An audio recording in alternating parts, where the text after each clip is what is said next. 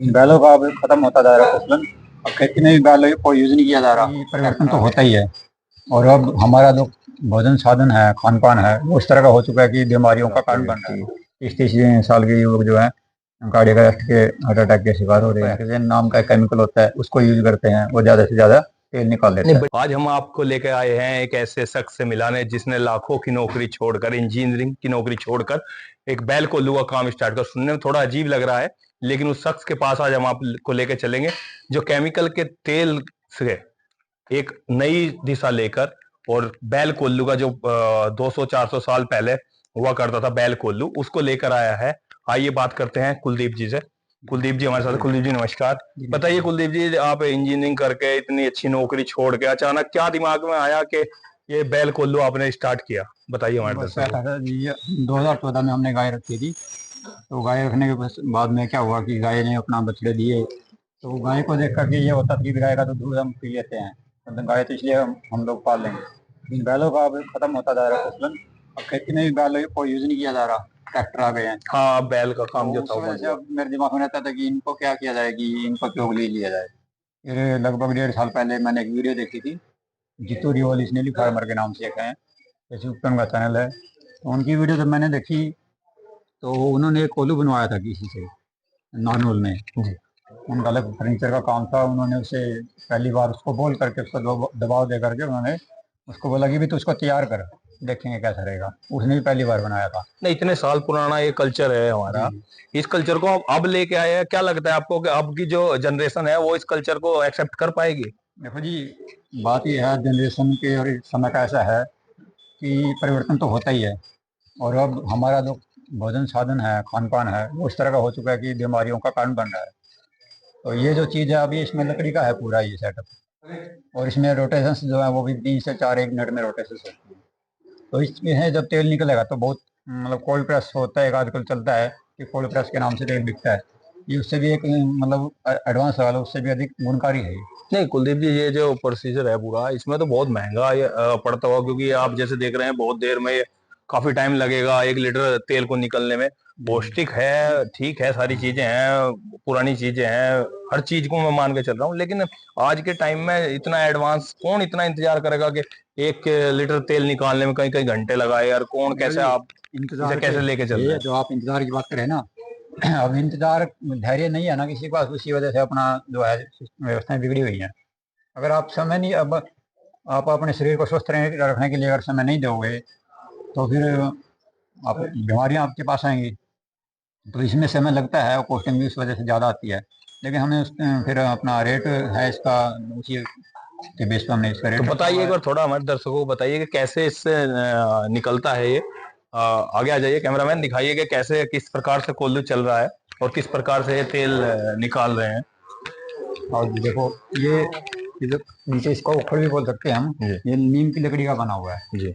और ऊपर ये जो इसमें मूसल है लाट की, कैमरामैन दिखाइए थोड़ा कैसे, किस तरह से पूरा प्रोसीजर है जो एक तेल निकालने का, क्योंकि बहुत लंबा चौड़ा तो ये अभी इसके आप ये स्पीड देख रहे हैं, ये 3 से 4 चक्कर एक मिनट में लेता है। जी। और इस पे जो ये फट्टा है इसका, इस पे वजन रखा हुआ है, दाब से इसके तेल निकलता है। इधर इसमें ये लगी हुई है, नलकी लगी हुई है। नलकी में से इसमें तेल आता है। अब इसमें तेल लगभग निकल चुका है, इसलिए अब इतना तेल नहीं आ रहा है इसमें। दिखाइए, देखिए किस प्रकार से यहाँ पे तेल को निकाला जाता है, किस तरह से ऊपर से वो बनाते हैं और नीचे से शुद्ध तेल निकलता है। कुलदीप जी से बात करते हैं। कुलदीप जी, विस्तार से बताइए कि ये कैसे, मतलब आपके दिमाग में ये आइडिया आया और ये कैसे काम करता है? देखिए, इसका कारण ये रहा कि अब जैसे हम देख रहे हैं, अब नशे की वस्तु आयु अब घटती जा रही है। बीमारियां भी एक से एक बीमारियां चल रही हैं।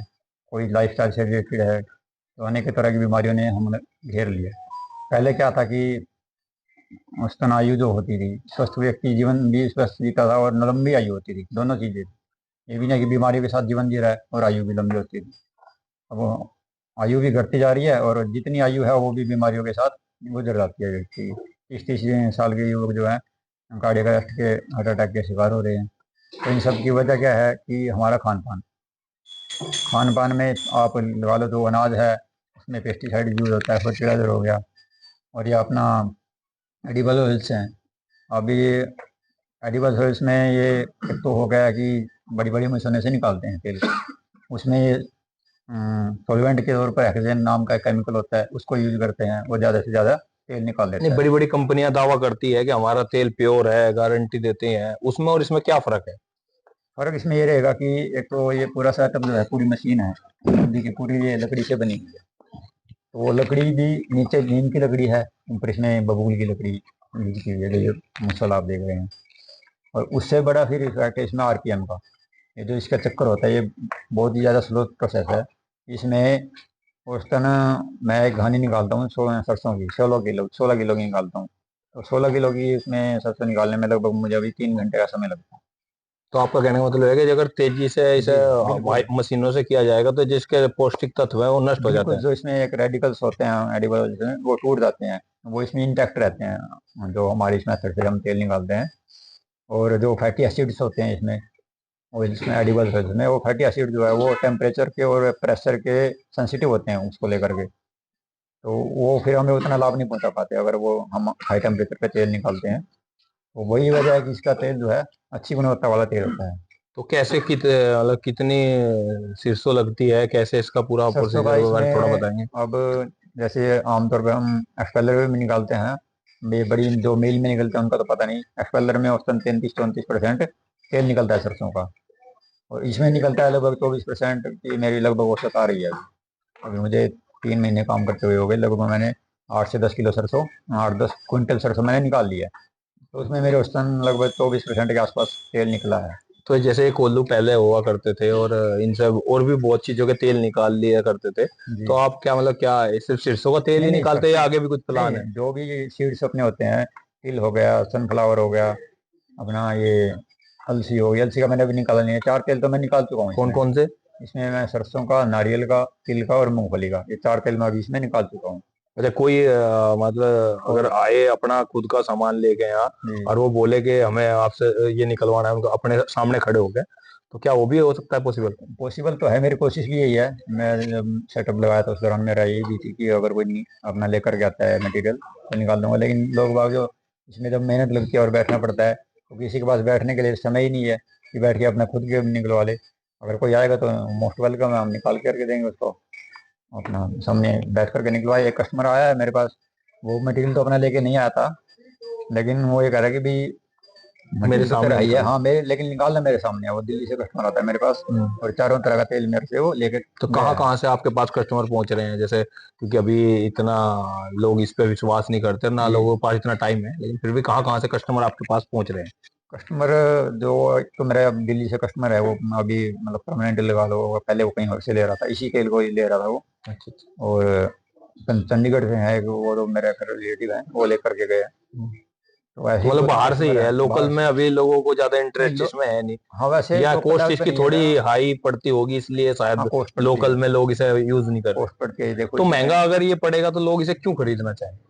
उसका तो कारण ये है जी, मतलब आप महंगा लोगे तो आपको उतना लाभ उससे ज्यादा दे पाएगा। अब जैसे सामान्य जो तेल मिलता है बाजार में, वो इसकी मुकाबले में इसकी खपत भी कम होगी। उसको अगर आप 3 चम्मच इस्तेमाल करें तड़का वगैरह लगाने के लिए, इसका आप 2 चम्मच इस्तेमाल कर लो, क्योंकि इसमें क्या है, चिकनाहट जो है उससे ज्यादा होती है। अच्छे से वही बिल्कुल। बात होगी जैसे पहले गांव का घी और बाहर डिब्बे पैक कंपनियों के घी जी में जी रेट में भी जमीन आसमान का फर्क है और टेस्ट में भी जमीन आसमान का जी, फर्क वही है आपका, बिल्कुल इसको पता लग जाएगा टेस्ट करते ही। और हाथ में लेके, हाथ में आप उंगली घुमाओगे तो वैसे ही पता लग जाएगा कि ये गाढ़ा है। हाँ, कितना है। वो तो दिख रहा है हमें, वो खुशबू और वो जलन हम महसूस कर सकते हैं, जो पहले कभी जी जी। बचपन में बड़े घर के करते थे तब महसूस करते थे, वो अब यहाँ बैठ के महसूस हो रहा है कि यहाँ कुछ ना कुछ खुशबू है या वो जलन है जी जो जी। पहले यूज होती है। इसमें जब आजकल तो तेल का पता ही नहीं चलता, जो केमिकल कंपनी का हम तेल ले रहे हैं हम्म, मार्केट में यूज कर रहे हैं, उसका पता ही नहीं चलता। तो और बताइए थोड़ा इसके बारे में। और इसमें ये रहेगा कि आपका गुणवत्ता का इसका रहेगा अपना, जैसे नारियल का तेल है। नारियल का तेल अगर हम इस्तेमाल करते हैं तो ये शुगर के जो रोगी होते हैं, बीमारी शुगर बीमारी से होते हैं, उनके लिए नारियल का तेल काफ़ी अच्छा रहता है। सरसों का तेल है वो हार्ट रिलेटेड जिनको डिजीज होती है उनके लिए बहुत बढ़िया रहता है ये। और जो इसमें मैं एक और बता दूं कि मैं जो ये तेल निकालता हूँ, इसको केमिकल तो इस्तेमाल होता ही नहीं है। उसके बाद फिर मैं इसमें रिफाइंड भी नहीं करता मैं इसको। मैं तेल निकाला आज मैंने, तेल निकालने के बाद मैं 4-5 दिन तेल इसको रख देता हूँ, धूप में, धूप भी लगा देता हूँ इसको 4-5 दिन। उसके बाद इसमें जो इम्प्योरिटीज होती हैं, शुद्धि गाद हम जिसको बोलते हैं, वो नीचे बैठ जाती है, तो ऊपर बिल्कुल निथरा हुआ तेल रहता है, उसको मैं अपना बोतल में पैक कर देता हूँ। कोई अगर आपसे तेल लेना चाहे तो क्या मतलब होम डिलीवरी या यहीं आना पड़ेगा, कैसे क्या बता दीजिए। जी, होम डिलीवरी का जो मेरा करनाल से में मेरा गांव है, ये सिरसी गांव है, करनाल का रोड पे पड़ता है, तो मैं आसपास के ये जो एरिया है मेरा 5-7 किलोमीटर का, वहाँ पे तो मैं कोशिश करता हूँ। नहीं, जैसे जैसे बाहर से करनाल कोई दिल्ली बाहर बम्बई से, उत्तराखंड या देहरादून बड़े बड़े सिटियों से लोग अगर आपसे इस तेल को लेना चाहे तो क्या आप वहाँ डिलीवर कर सकोगे या नहीं, उन्हें आना पड़ेगा? अभी पॉसिबल नहीं है, उनको आना पड़ेगा या किसी के थ्रू मंगा लें। हम्म। मैं पता करूंगा कुरियर वगैरह की क्या व्यवस्था रहती है। वैसे अच्छा, मेरी जो, भविष्य में हो सकता है ये चीजें आप हाँ तक बिल्कुल हो सकती है जी, क्योंकि लोग तो। पैकिंग में लोहे की मैं पैकिंग रख रहा हूँ, तो अच्छा। ट्रांसपोर्ट में इतनी कोई दिक्कत नहीं आएगी उसमें। अच्छा। जी, प्लास्टिक की पैकिंग भी नहीं है, मेरी पैकिंग भी मेरी लोहे की है, 1 लीटर में और 5 लीटर का, दो साइज है मेरे पास। अच्छा और अच्छा। जी, प्लास्टिक में पैकिंग ना करने का कारण क्या है? प्लास्टिक में भी वही रहता है जी, आप अगर कोई फूड मटेरियल होता है, वैसे तो फूड ग्रेड प्लास्टिक भी आजकल चले हुए हैं, लेकिन जो अपना ये क्वालिटी तेल और है, जी उसको उसका मैटर। मैटर करता है वो। ये जो इसमें जैसे एक तो ये लोहे की पैकिंग हुई, एक कांच की पैकिंग होती है, वो भी काफी बढ़िया रहती है, लेकिन उसमें कैरी करने की में समस्या आती है, लेकिन वो होती बढ़िया है, तो मैंने ये तो लोहे की प्लास्टिक पैकिंग। फ्री भी कर दिया आपने इस तेल जी को। बिल्कुल। ये हमारे साथ मौजूद थे आज कुलदीप भाई। और ये करनाल के पास इनका गांव पड़ता है सिरसी, करनाल से मात्र 10 किलोमीटर दूर है। अगर किसी भाई को अगर कोई भी तेल से रिलेटेड कोई बात करनी तो डिस्प्ले पे हम इनका नंबर आपको दे देंगे, आप इनसे डायरेक्ट बात कीजिए और वो चीज़ आपको मिलेगी जो शायद 100-200 साल पहले हम लोग नहीं देख पाए, हमारे बड़ों ने देखी होगी, वो चीज़ आपको मिलेगी। नमस्कार।